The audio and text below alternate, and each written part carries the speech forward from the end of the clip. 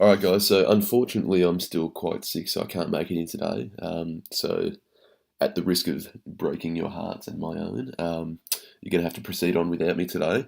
All right, I'm going to go through a couple of ideas really quickly, and then I'll give you guys an opportunity to work on your assignments. Okay, so first we'll just go through Romeo and Juliet, the genre itself, so tragic comedy. So I'll go through a couple of points there, but you might have picked up on a lot of these ideas already. So, once upon a time, when Shakespeare presented the play in 1599, it was actually titled The Most Excellent and Lamentable Tragedy of Romeo and Juliet. Although it kind of gives the game away a bit, it is a great title. So, you probably guessed that the most excellent and lamentable tragedy of Romeo and Juliet is a tragedy.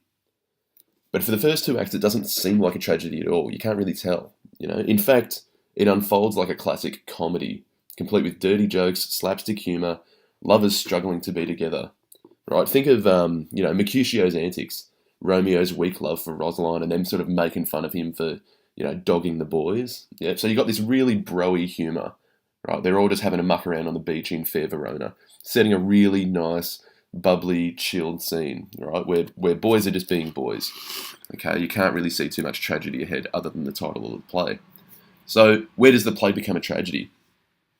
Seems like Mercutio's death in Act 3, Scene 1, is the turning point of the play. It's a tough transition for the audience.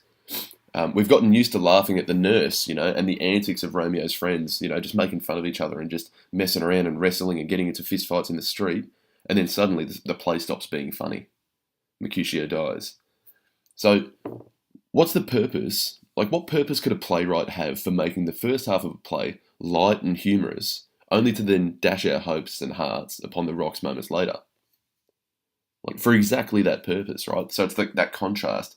The tragedy is in contrast with our feelings at the time, right? So we're being set up with this nice, bubbly atmosphere in fair Verona, and then it's crushed, right, by an impossible love, that can't be fulfilled, or a teen, double suicide, right? So the initial comedic nature of the play is, it makes it ultimately more tragic because the ending is so tragic. Yeah. So going from 0 to 100 so quickly makes it that much more impactful, right? But what is it that makes the play actually tragic itself? Why is it a tragedy?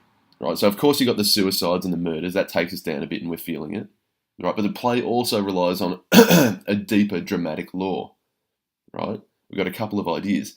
The flawed hero, right? So Romeo's got a temper. Juliet's really irrational and flighty. Yeah. So they're not the perfect heroes or heroines rather. I'll say, right?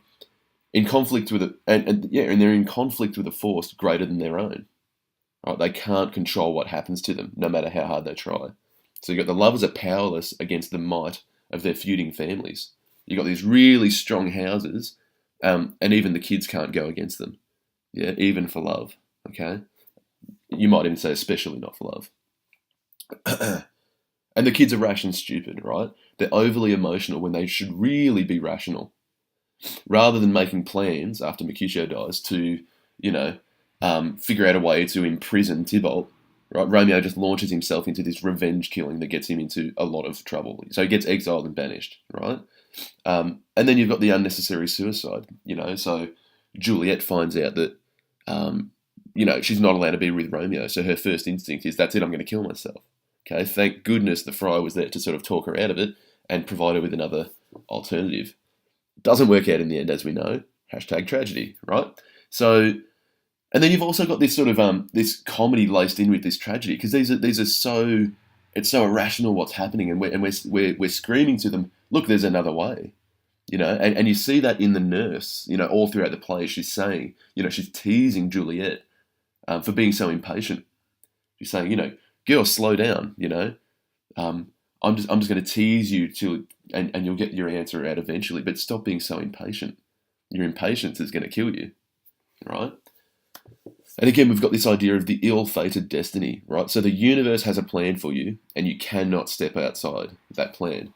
Or rather, there are these laws that you cannot defy, and if you do so, the consequences are dire, right? So there's nothing more tragic than a futile fight against death. Right, you've got these star-crossed lovers, they don't have a choice. right? Their love forces them to transgress, or to you could think of transgressing as sinning, or just going against a law, yeah. And so their transgression is punishable by death, so either by the universe or simply by the families or by their own ironic suicide. Yeah, they have no control, and that's the real tragedy.